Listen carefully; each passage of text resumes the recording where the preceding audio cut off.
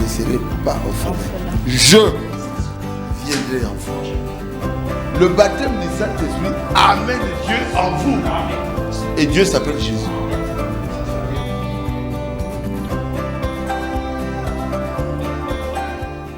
Bonsoir mesdames et messieurs, fidèles téléspectateurs de la PES TV, bienvenue dans votre émission Le Monde et les Messages qui analyse l'actualité au regard de la Bible et du message du temps de la fin pour tous ceux qui sont dans Malachie 4. Grande est notre joie d'être encore parmi vous ce soir. Je sais que la semaine passée, vous nous avez attendus, mais comme on dit, l'homme propose, Dieu dispose. On n'était pas là, mais nous sommes là aujourd'hui pour analyser autour de la politique dans le monde.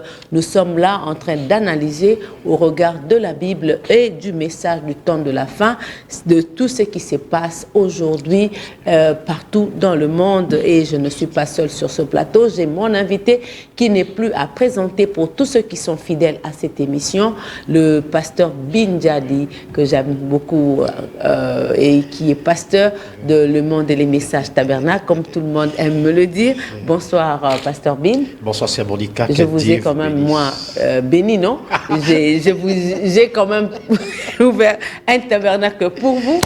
Et les enfants de Dieu en sont bénis. C'est comme ça qu'ils me demandent de dire. Exactement, Sœur Monica. Que Dieu bénisse richement. Je salue tous les chrétiens à travers le monde, les enfants de Dieu.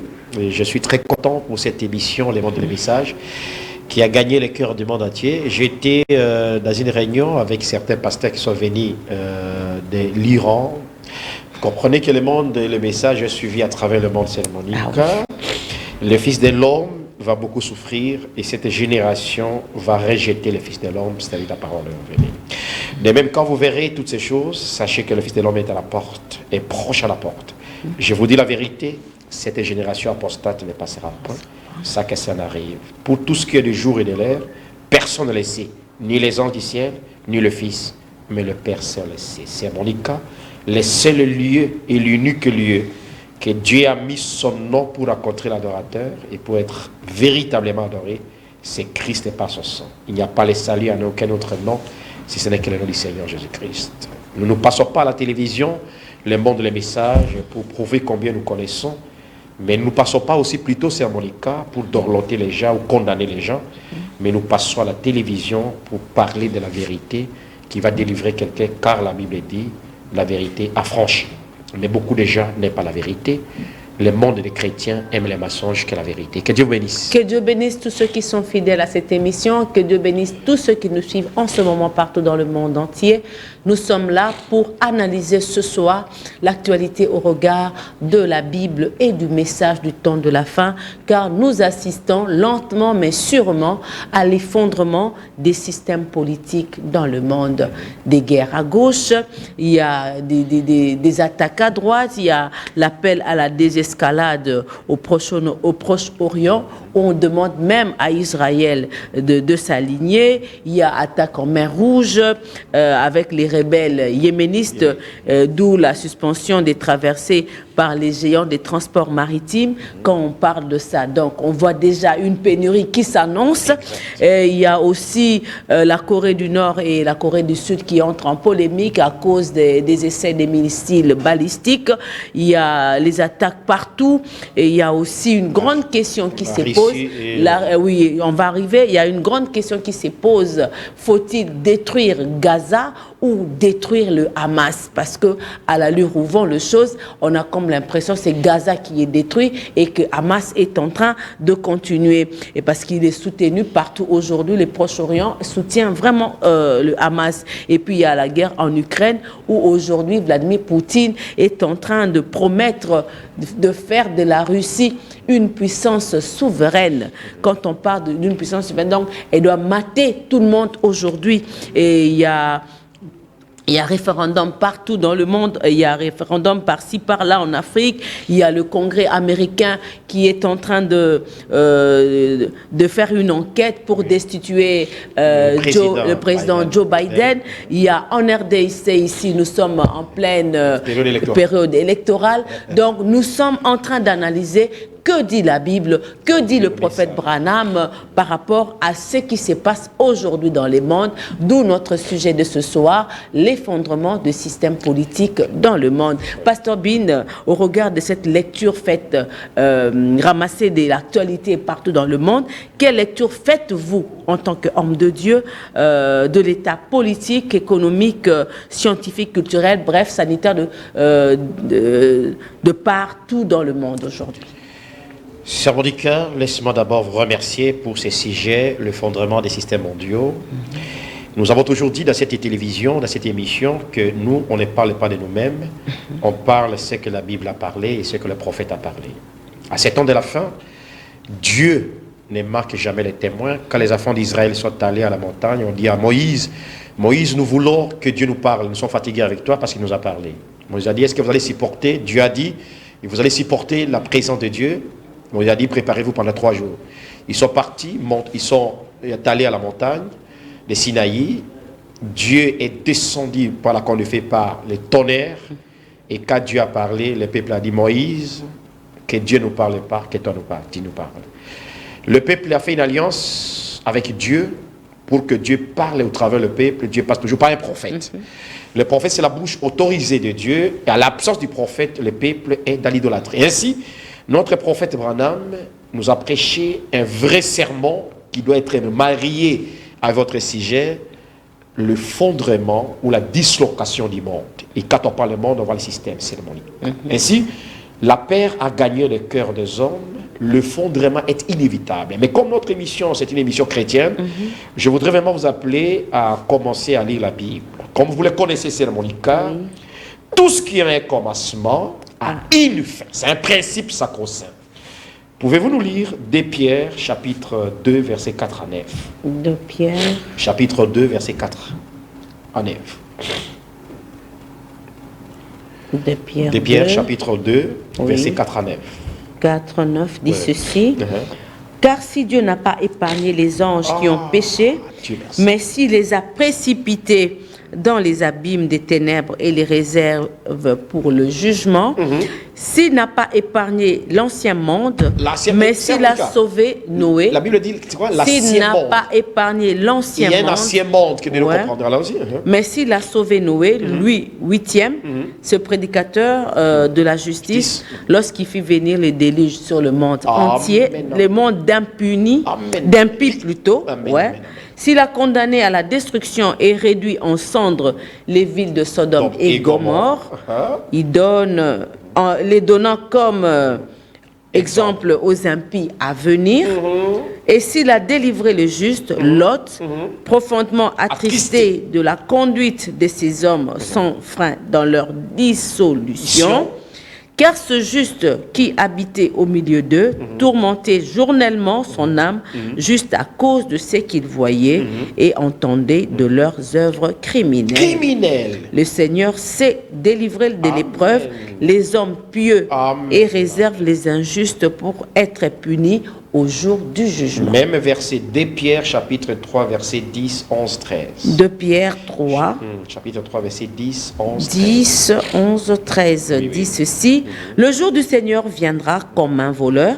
En ce jour, les cieux passeront avec fracas. Les éléments embrasés se dissoudront et la terre, avec les œuvres qu'elle renferme, sera consumée. Amen. Puisque toutes donc ces choses doivent se dissoudre, qu'elles ne doivent pas être la sainteté de votre conduite et la sainteté de votre conduite et de votre piété. Donc la sainteté a désallié la conduite et la piété. Et tandis que vous attendez et hâtez l'avènement du jour de Dieu, à cause duquel les cieux enflammés se dissoudront et les éléments enflammés s'effondront. Ah ben c'est bon, effondront, très bien. C'est Monica, vous avez parlé de l'effondrement des systèmes politiques dans le monde. Je voudrais peut-être, vous me permettez, un peu comme on a lu la Bible, si vous permettez même une minute, j'ai défini. Oui, définissez, pas de problème, pas de problème. L'effondrement, c'est une chute brutale, un bouleversement sans précédent. C'est un affaissement brusque. Branham l'appelle la ruine ou le déclin. C'est la corruption, selon William Branham, c'est la pourriture, c'est un écoulement. Et vous l'avez très bien dit dans votre introduction, il y a l'effondrement sanitaire, nous l'avons vu avec Covid. Ouais. Il y avait l'effondrement des systèmes politiques, économiques que nous remarquons, les récessions presque partout. Nous avons l'effondrement religieux, écologique. Aujourd'hui même au Vatican, il y a un cardinal qu'on a condamné pour fraude fiscale. Ouais. Et donc, très bien, tu m'as rappelé, inactivité. C'est vraiment il y a sérieux. L'effondrement climatique. Ouais. Il y a l'effondrement météorologique. Et il y a aussi l'effondrement religieux, où aujourd'hui les pasteurs sont tous dans la politique. L'Église va dans la politique et laisse le sait pourquoi Dieu l'a appelé. C'est triste un peu. C'est Monica, que Dieu te bénisse. Il y a l'effondrement civilisationnel, il y a l'effondrement industriel. Bref, Branham nous dit il y a l'effondrement environnementaux et sociétaux. Il y a la catastrophe planétaire, la disparition de faune et de flore, conséquences, perturbation des systèmes mondiaux, la croissance démographique. D'où les inondations à gauche, les tremblements de terre, les vents, les intempéries qui dévastent. Amen. Et tout ça, c'est l'effondrement. Pour comprendre ces grands sujets liés aux âges actuels mondiaux, il nous est nécessaire de repartir le monde à 3 périodes. Okay. Vous remarquerez que les 2 premiers millénaires que l'homme était sur la terre, depuis les temps de Noé, depuis l'état d'Adam à Noé, les 2 premiers 1000 ans, le monde a connu un cataclysme jamais vu. Le monde a été détruit. Quelle est la raison? Branham me dit, quand Dieu détruit le monde, il y a toujours une conséquence. La conséquence était quoi? Parce que le monde a été dans une désobéissance et l'impureté et l'impudicité étaient en train de suer le monde et Dieu ne pouvait plus supporter. C'est l'état actuel de ce monde. L'état exactement. Où aujourd'hui l'homosexualité est exigée par les Occidentaux pour soutenir et les églises les aussi. lesbiennages, le pasteur sont de l'homosexualité et cette colère-là, Dieu était obligé de fermer les yeux et détruire le monde qui avait 4 millions de personnes. Mais c'est Monica. Avant que Dieu détruise ce monde, Branham me dit qu'il y avait 6 signes. Il y a toujours 6 signes qui arrivent avant de détruire le monde. Le premier signe, j'ai dit bien 6 signes. Ouais. Le premier signe, c'était la multiplication de la population. Deuxième signe, c'était la beauté de la femme. La femme est adorée par les hommes s'agenouillent même devant la femme devient belle, et les gens adorent même les femmes. Troisième, c'est Monica, c'est le mariage mixte, Yakatovanda. Quatrième signe, c'est la diminution du nombre d'années, et 5e signe, c'est la méchanceté de l'homme. 6e signe, c'est le regret ou la répentance de Dieu, et le 7e signe, c'est Dieu qui détruit le monde. S'il vous plaît, 5e signe, vous avez dit. 5e signe, c'est la méchanceté exagérée de l'homme. C'est ce qu'on appelle le loucounisme. L'homme devient loup contre l'homme. L'homme méchant, détruit et ne se veut pas aider son semblable. C'est ça. Et dernier signe. Dernier signe, c'était le 6e signe. Ouais. Je l'ai bien dit, c'était la répentance ou le regret de Dieu d'avoir fait l'homme, non pas d'avoir créé l'homme. Ce sont les signes qui montent précurseurs, les signes précurseurs avant la destruction ou l'effondrement des systèmes mondiaux, c'est les politiques économiques et politiques. C'est mon cas. Deuxième période, ça monte d'Abraham et à Jésus-Christ. Pendant cette période-là, le monde s'effondre d'une manière séquentielle. Dieu n'a jamais, parce qu'il y avait un arc-en-ciel qui était apparu après Noé. Exact. Dieu n'était pas obligé. Une nouvelle alliance est entrée en scène. Exactement. Ouais. Maintenant, le problème se pose, c'est Monica. Deuxième période, tranche de temps, d'Abraham à Jésus-Christ, le fondement était séquentiel.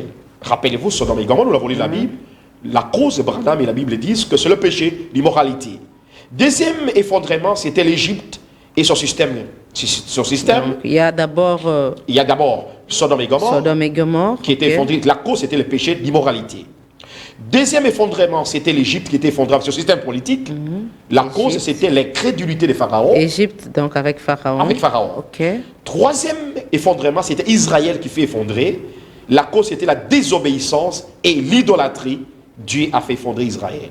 Quatrième, c'était la Babylone, la pays babylonien, a été effondré. Branham nous dit c'est la méchanceté.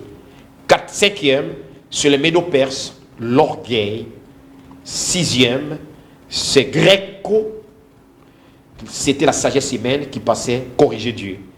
Et le dernier, c'était le romain. La conséquence, c'est l'ignorance de Dieu et l'hypocrisie. Voilà d'Abraham à Jésus-Christ comment le monde était effondré. S'il vous plaît, Oui, oui. vous avez dit les Gréco, c'est la sagesse humaine. La sagesse humaine. Romain, c'était l'ignorance de Dieu et l'ignorance de Dieu. Et l'hypocrisie.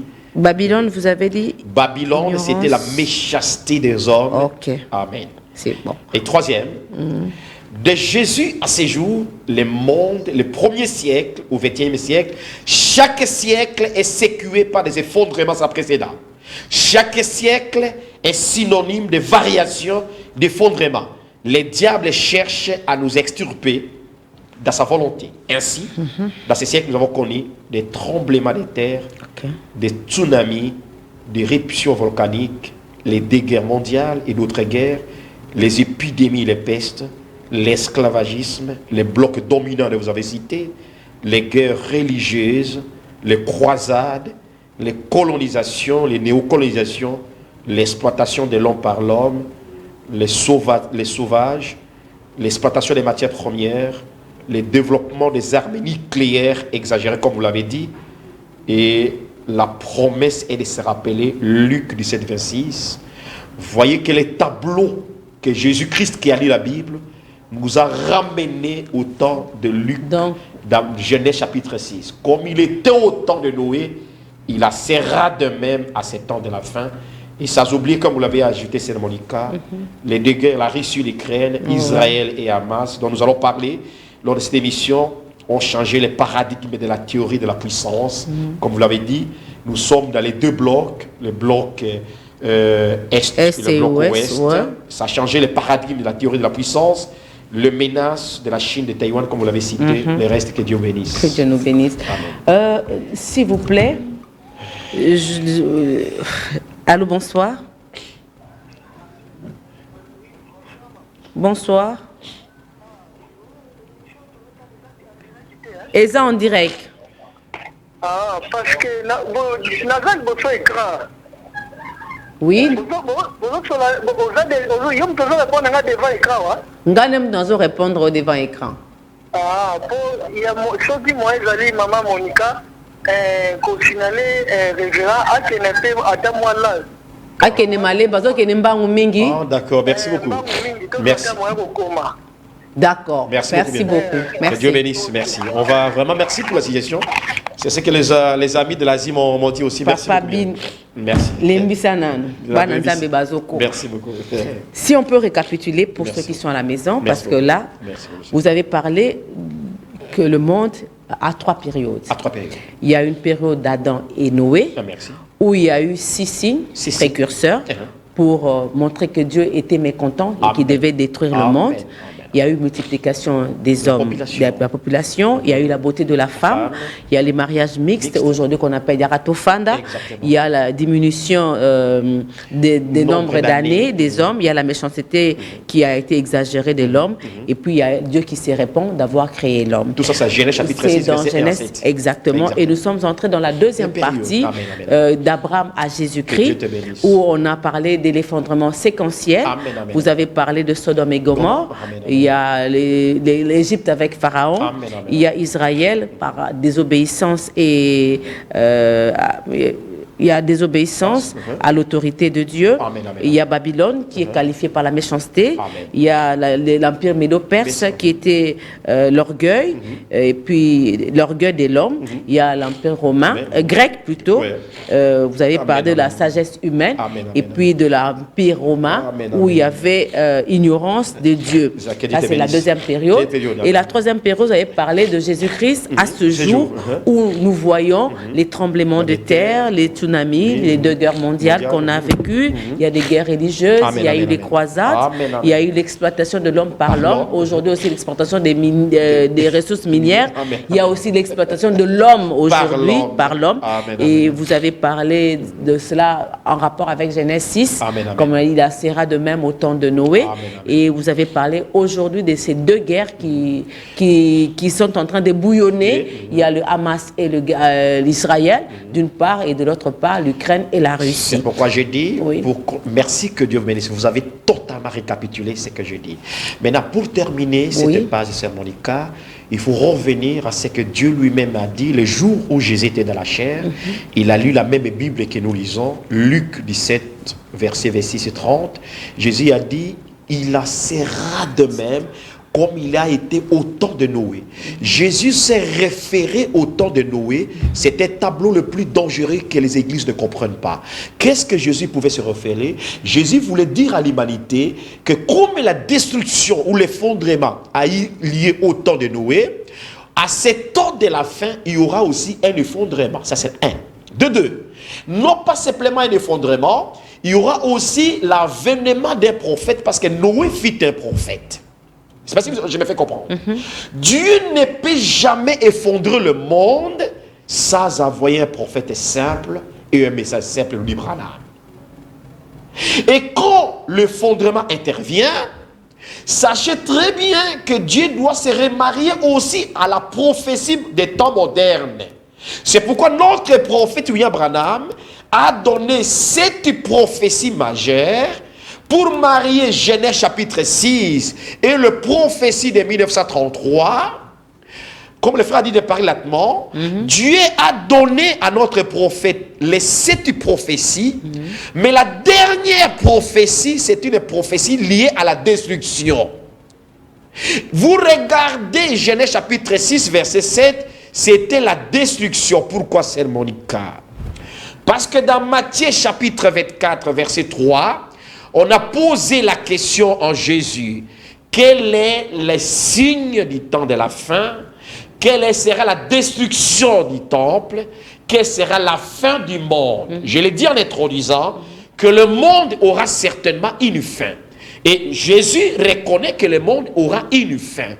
Est-ce que nous tendons vers la fin du monde, la dislocation? Même si vous êtes aveugle, vous verrez que le monde se disloque. Lentement, que le Seigneur est mais sûrement. Merci. Le monde est divisé en 2 blocs, comme vous venez de le dire. Aujourd'hui, il y a le bloc de l'Est et le bloc de l'Ouest. Un décor, en tout cas, qui est planté pour la 3e guerre mondiale. Vouloir ou pas vouloir, au regard de l'actualité dans le monde, en tout cas, c'est un décor planté. La guerre d'Armageddon, c'est exact. Mais moi, je voudrais savoir quelle est la place de l'Afrique. Parce qu'il y a le bloc de l'Est, avec l'Amérique, le bloc de la Chine, la Chine plutôt, la Russie, la Corée, l'Iran et tout ça. Donc, et tout ça, les pays arabes. Exactement, et le bloc de l'Ouest avec les États-Unis, l'Occident et tout. Mais quelle est la place de l'Afrique dans ces 2 blocs? Allons-nous seulement accompagner ou l'Afrique va-t-elle jouer un rôle dans ce qui va se passer dans cet effondrement? Sœur Monica, comme vous le savez, le seul prophète nous dit que la civilisation doit retourner là où elle a commencé. La civilisation a commencé à l'Est, précisément en Chine, la pure du milieu, que la civilisation a commencé, et la civilisation doit retourner à l'Est, spécialement en Chine, l'Asie. Vous avez posé une très bonne question, quelle est la place de l'Afrique par rapport à ces 2 blocs? Sœur Monica, l'Afrique joue un rôle hyper important par sa position géostratégique et c'est par sa densité démographique et surtout par sa richesse et par sa jeunesse évoluée.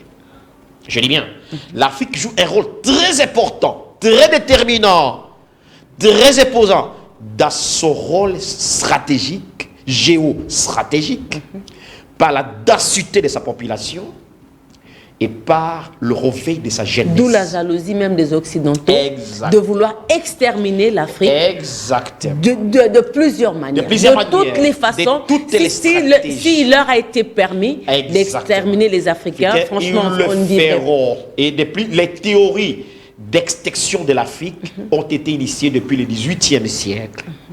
Avant de tomber après l'esclavagisme, avant de tomber, il y a beaucoup de théories, avant de tomber dans la théorie de la colonisation et la néocolonisation, c'est la théorie d'exterminer l'Afrique qui a été sur la base des Occidentaux, surtout les colonisateurs. Mais malheureusement, nous-mêmes, l'Africain, on n'a pas un éveil de conscience. Ça, je parle de la parole de Dieu, mais quand même, nous entrons dans l'Afrique. Oui. Parce que vous posez le rôle de l'Afrique. Le rôle de l'Afrique. L'Afrique doit jouer un rôle prépondérant. C'est pourquoi les pères de l'indépendant en Afrique ont voulu les États-Unis de l'Afrique pour aider le peuple africain à barrer la route à l'exploitation occidentale qui ne gire que vivre par les richesses de l'Afrique. L'Afrique est le berceau de la richesse. L'Afrique est le berceau des stratégies. L'Afrique est le berceau des minéraux. La détermination des mondes numériques aujourd'hui ne joue que par l'Afrique. Si l'Africain prend conscience, s'éveille pour dire, écoutez, avant que le monde soit détruit, l'Africain doit profiter de sa richesse. Et c'est pas pour cela qu'on dit Jésus a une peau mate comme nous les Africains. C'est peut-être parce qu'il a aimé les Africains. Et... Jésus, je l'ai dit dans une émission avec vous qu'on a faite avec vous l'autre fois, Jésus n'a piétiné que des deux continents. Jésus n'a piétiné qu'en Asie, les jours de sa chair. Jésus n'a piétiné qu'au Proche-Orient, en Israël et en Égypte, en Afrique. Jésus n'a jamais été en Europe, les jours de sa chair. Jésus n'a jamais été en Occident, en Amérique, non. Il n'a jamais été en Océanie. Vous comprenez cette allégorie? Maintenant, si Jésus a piétiné l'Afrique, là où Jésus met ses pieds, c'est une bénédiction. C'est pourquoi on est maltraité. Alors, remarquez bien, oui. Cela me revient tout à l'heure même à la télévision. Quand Jésus a mis ses pieds en Israël, il n'y a pas un pays le plus béni au monde comme Israël. La mer morte, les richesses des mers mortes, Branham me dit, peuvent nourrir le monde pendant 2000 ans. Les richesses de l'Afrique peuvent nourrir le monde pendant 4000 ans.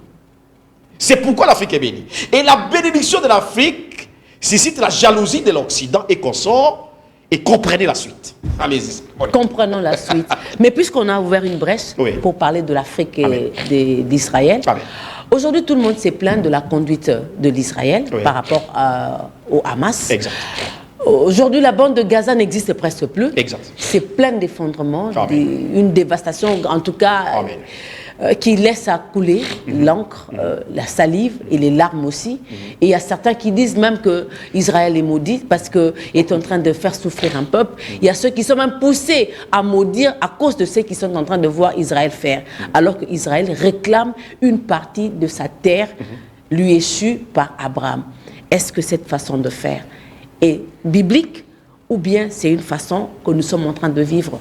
Parce qu'il faut que la politique vive. Et tous ceux qui m'écoutent à la télévision, tous les chrétiens, les croyants, les incroyants, écoutez-moi ce soir. Dieu ne s'est jamais trompé de donner cette portion de terre à Abraham et à sa descendance. Israël, c'est le peuple béni de Dieu. Celui qui bénit Israël, bénit Dieu. Celui qui maudit Israël, maudit Dieu.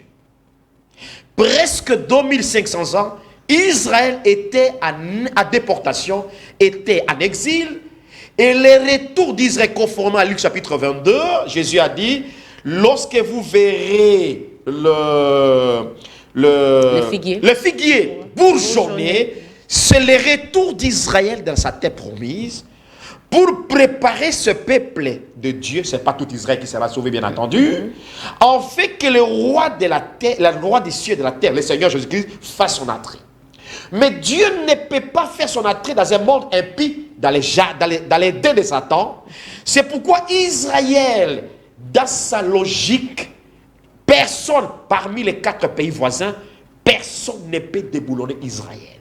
La guerre que vous avez posé la question, la guerre Israël et Hamas, c'est une guerre voulue par Dieu.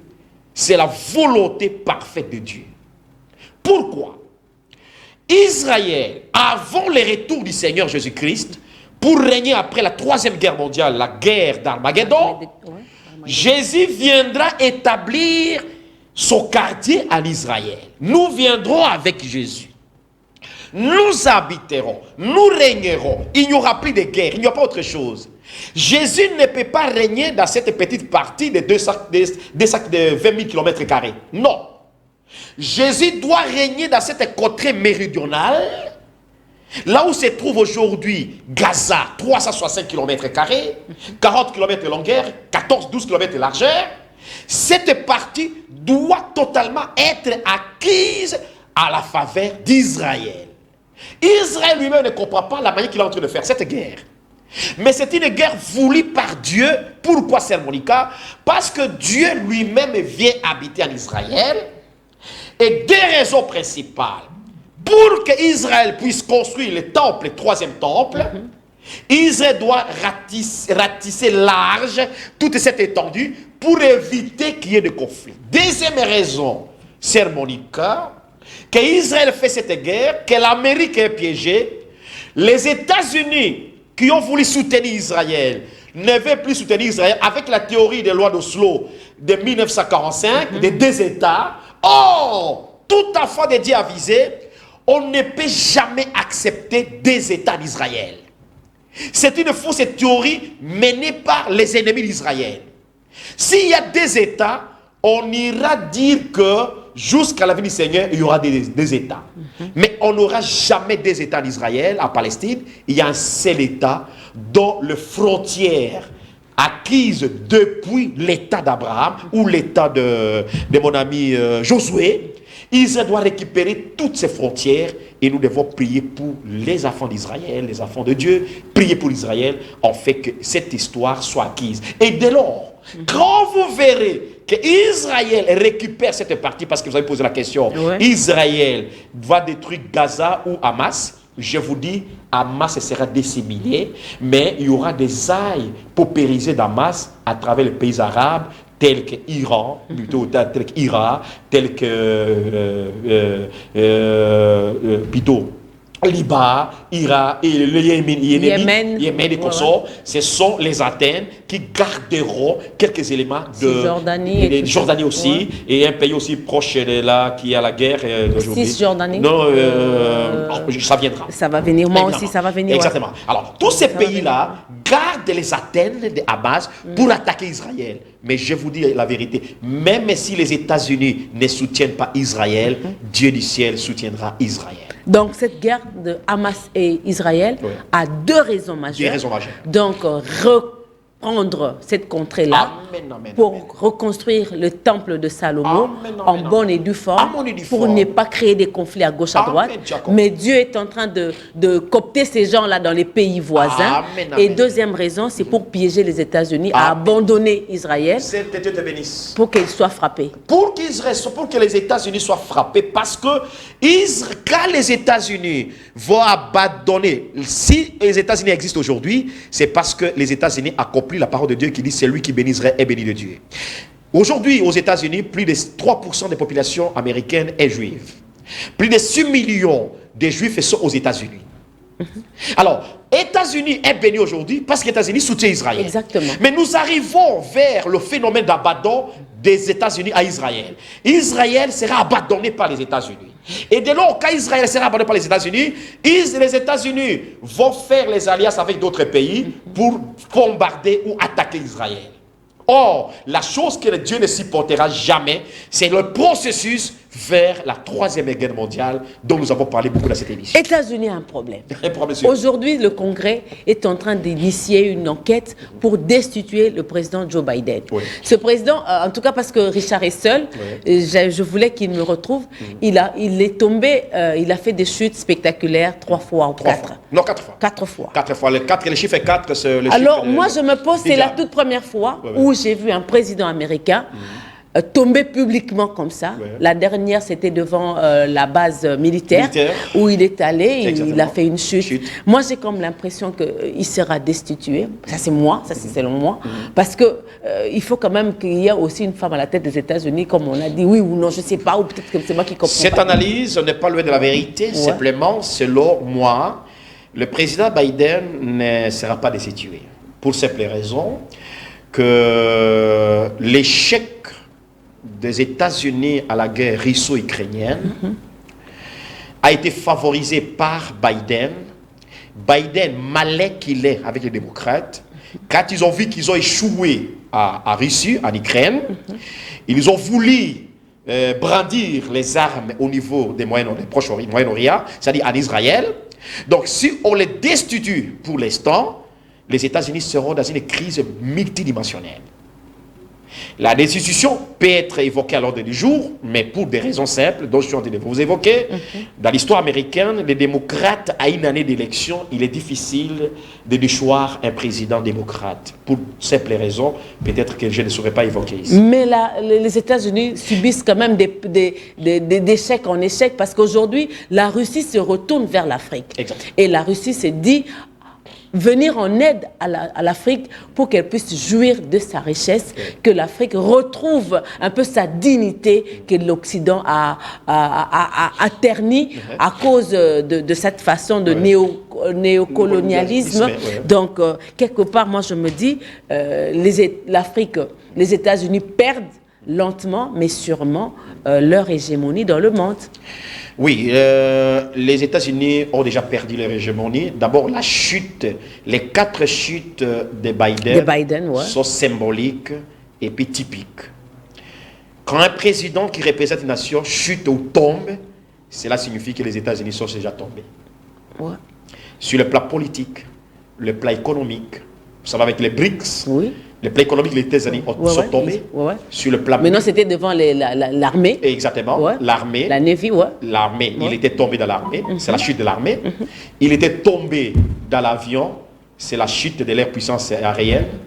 Il était tombé dans plusieurs coins. Je peux démontrer cela, même la Bible. J'emmènerai en tout cas dimanche prochain, parce que je ne sais pas, on est presque... Exactement. Alors, on va aller lentement. On ne va pas aller vite. Hein. Vite, oui. Ouais, vous avez posé une bonne question que je ne voulais pas vraiment qu'on en dépasse. La question que je vais poser, l'alliance que la Russie veut faire avec l'Afrique. Avec l'Afrique, oui. Il y a la Chine, la Corée et tout ça. Il y a des volets. Oui. L'Afrique doit être prudente, parce qu'on dit dans une expression africaine, celui qui est mordu par les serpents a peur même d'un filet. L'Afrique a été mordue longtemps par l'Occident. Si l'Afrique veut s'allier aussi à la Russie d'une manière aveugle et d'une manière orgueilleuse, l'Afrique risque d'avoir des problèmes très sérieux. Mais simplement, la vision des présidents russes n'est pas de dominer l'Afrique comme l'Occident l'a dominé. Non. Aider l'Afrique à gagner, à se prendre en charge. Win-win. Des contrats win-win. Que l'Afrique retrouve un peu sa valeur. Les contrats militaires et d'autres contrats, ça c'est une très bonne position. Mais à la lumière de la prophétie, si l'Afrique s'est réunie à la Russie lors de la 3e guerre mondiale, parce que c'est la Russie qui va détruire les États-Unis, la Russie va détruire le Vatican, l'Afrique risquera d'être détruite aussi par la Russie. C'est ça la vérité. C'est ça la vérité. Donc elle sera une puissance souveraine comme Poutine le déclare aujourd'hui. Exactement, mais c'est biblique. Elle veut voir... c'est biblique. Donc Poutine est dans le plan de Dieu. Apocalypse. L'Apocalypse, elle est dit. La Russie, le roi du Nord, même Daniel, le roi du Nord avec toute sa puissance militaire, le roi du Nord va détruire les États-Unis. Là, c'était prophétie de William Branham, et va détruire le Vatican dans 1 heure. Vatican que vous voyez avec le pape sera aujourd'hui, il y a même un missile. En tout cas, je vais vraiment amener ça le dimanche prochain. Exactement. Qui peut détruire en moins de 6 secondes. En moins de 6 secondes, cette arme ultra sophistiquée, des Russes. Je lis ça. Oui, il faut lire. En attendant, je vais lire un message. Que le Seigneur vous bénisse, Sœur Monica, ainsi que le pasteur Binjadi. Nous sommes bénis par votre émission depuis le Haut-Katanga. C'est le frère Pamphile Loubangi. Merci, frère Pamphile. Que Dieu vous bénisse. Bien-aimés, cette émission nous bénit vraiment. Merci beaucoup, bien-aimés. Priez pour nous, franchement. Ok, oui. Et c'est Monica. Nous disions, vous avez posé, vous avez parlé de la Russie. La Russie, oui. Je voulais dire quelque chose que Branham a dit ici. Oui.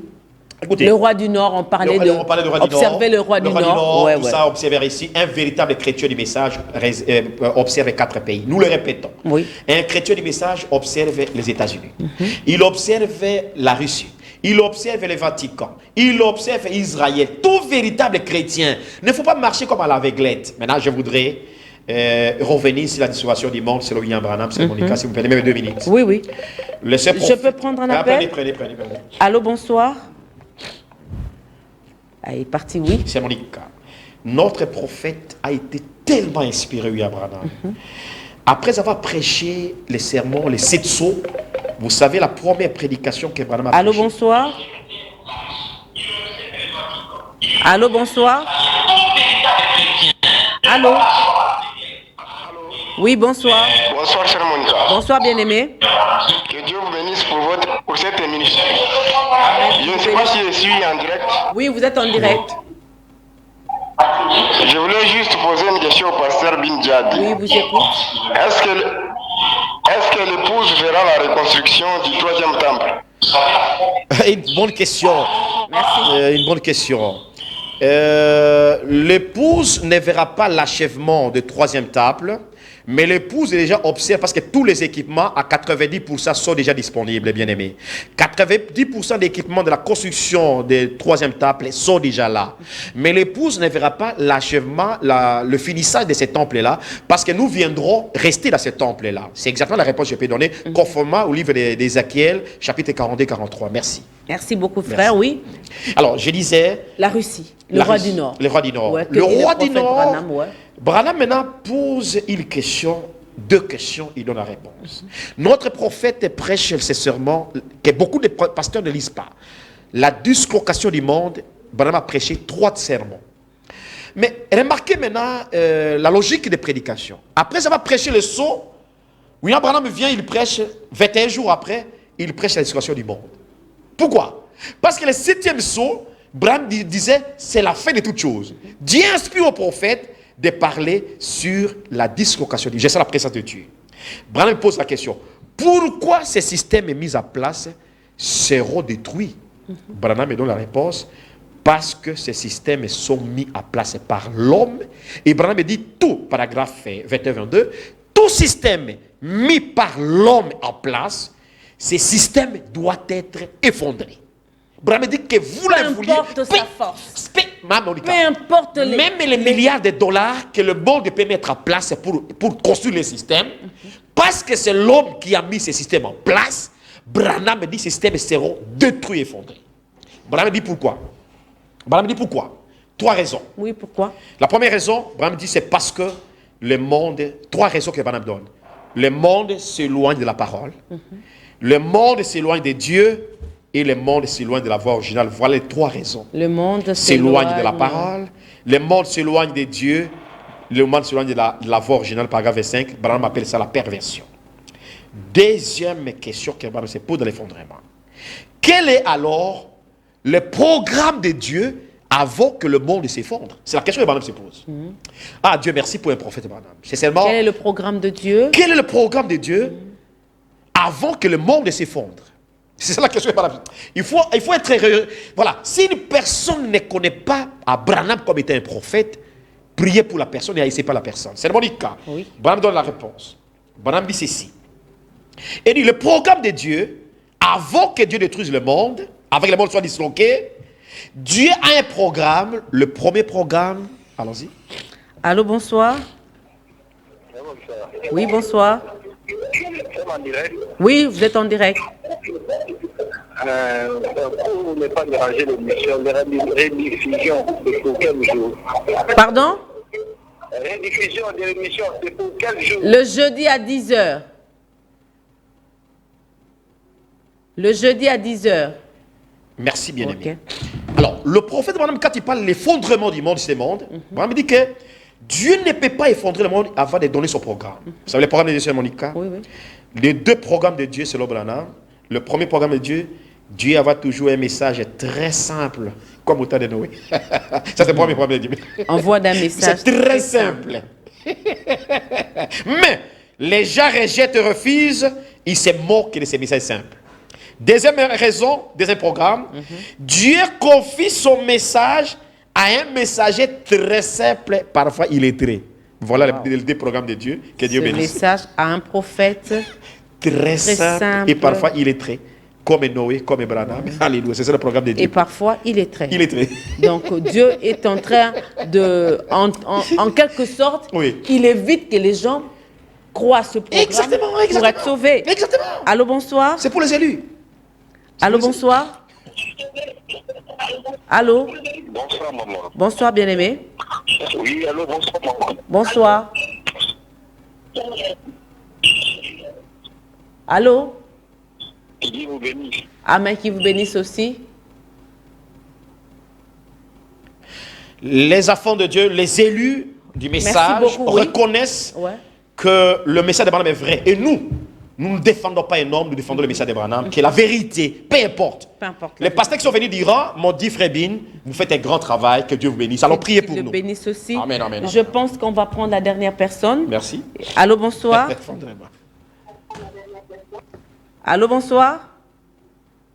Oui, Pasteur Bin, on n'a pas fini notre sujet. Est parti, on n'a pas fini notre sujet, on va continuer ça le dimanche prochain, parce qu'on n'a pas fini. Mais on est à 3 jours des élections en RDC. Je voudrais un peu parler de la RDC en ces 5 minutes qui me restent. En tant que fils de Dieu, quel espoir pour la RDC?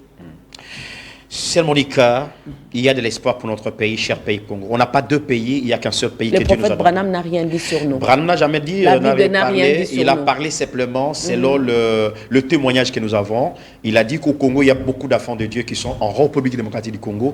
Et la preuve en démontré. Après 40 ans, après 50 ans du message à travers le monde, le peuple congolais a bien reçu le message de Branham, et le peuple congolais a démontré que le message de Branham est apprécié, aimé en RDC. RDC, c'est un scandale géologique, un scandale religieux aussi. Donc, le fils de Dieu... La cause même de son malheur. Exactement. Alors, ceci étant, Sœur Monica, les élections dans notre pays sont venues avec un vent de diviser les Congolais. Le monde occidental, le pays voisin, n'ont pas voulu voir la RDC dans cette échéance électorale être en paix et gagner les élections. Et le malheur du Congo, c'est le Congolais lui-même. Quand les élections sont bien organisées pour que nous puissions avoir un changement, les élections ne sont pas une fatalité. Les élections, c'est un moyen de changer, n'est-ce pas, la gouvernance. C'est parce que c'est Monica, comme je disais tout à l'heure avec un frère qui m'appelait. J'ai dit, écoutez, le Congo en a souffert beaucoup avec ses minéraux. Les causes sont nombreuses.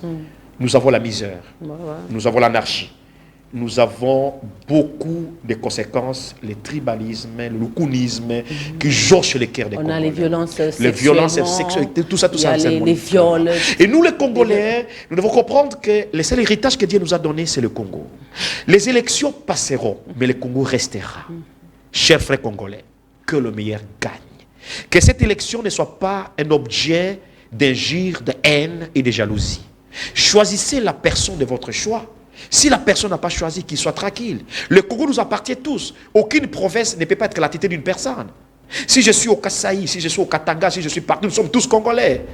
Si tous les hommes politiques doivent laisser les discours de haine et de séparation. D'où l'implication des chrétiens aujourd'hui pour harmoniser la politique. Et les pasteurs surtout.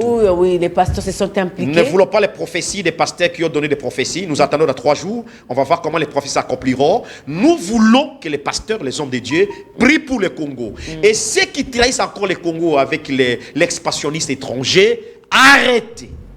Dieu dit, ne tardez pas à frapper. Je parle comme serviteur de Dieu, que Dieu bénisse. Que Dieu bénisse tous ceux qui nous ont suivis. Merci beaucoup, Pasteur Bindiali. Merci à la grande équipe qui m'a accompagné ce soir. Merci surtout pour tous ces messages qui me parviennent sur cette table. Je vais lire ça le dimanche prochain. Merci beaucoup. Et d'ici là, portez-vous bien et bonne suite de programme sur la PES TV, la haute définition. Au revoir et à la prochaine. Que Dieu bénisse. Alors, bienvenue sur la gamme Miss Anna, où nous vous apportons de l'huile et du thé qui va vous aider à nourrir votre cuir chevelu et hydrater les cheveux. Alors, si vous avez besoin de pousser vos cheveux ou d'avoir des cheveux très bien hydratés ou même d'avoir des cheveux en bonne santé, n'hésitez pas de passer vos commandes sur notre page Instagram qui est Sharon Shimbo, avec le numéro de téléphone WhatsApp qui est le +1 704 615 3304. Notre page Instagram est Sharon Shimbo, avec notre numéro WhatsApp qui est le +1 704 615 3304. Ou vous pouvez aussi passer vos commandes chez le monsieur Martin Onia sur le numéro plus 243 899 935 111. Le numéro est plus 243 899 935 111. Et aussi la commande peut se faire chez Madame Edwina Colondo sur le numéro plus 243 830 410 013. Notre numéro est plus 243 830 41013. Alors, comme vous le voyez sur vos écrans, et oui, nos produits marchent.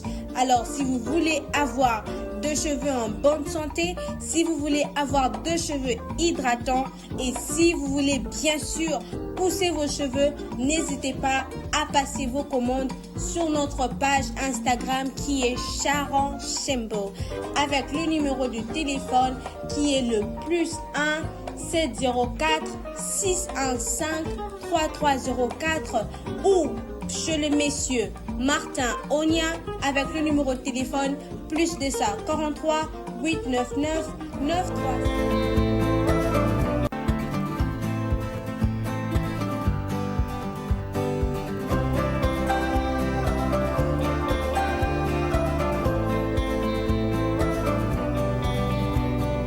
Il y a beaucoup qui ont reçu le Saint-Esprit, des enfants de Dieu qui se sont préparés, ils ont reçu le Saint-Esprit. Mais il y a d'autres qui n'ont pas reçu parce qu'ils n'ont pas bien arrangé les